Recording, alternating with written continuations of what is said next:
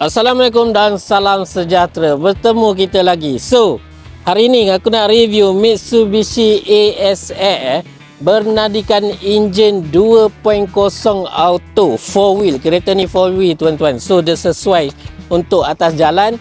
Dan kalau nak off-road yang tak hardcore pun sesuai lah. Janganlah off-road yang hardcore. Kalau nak hardcore, anda beli Mitsubishi Triton ke. So, kalau nak yang hardcore, belilah Mitsubishi Triton ke, Toyota Hilux ke.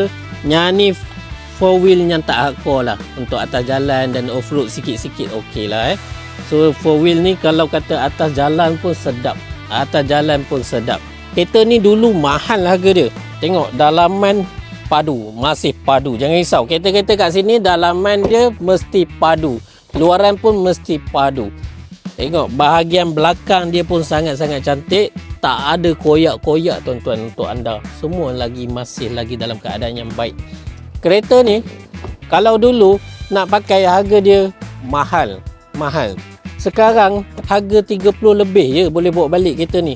30,000 lebih anda dah bawa balik kereta yang sangat performance yang sangat-sangat baik.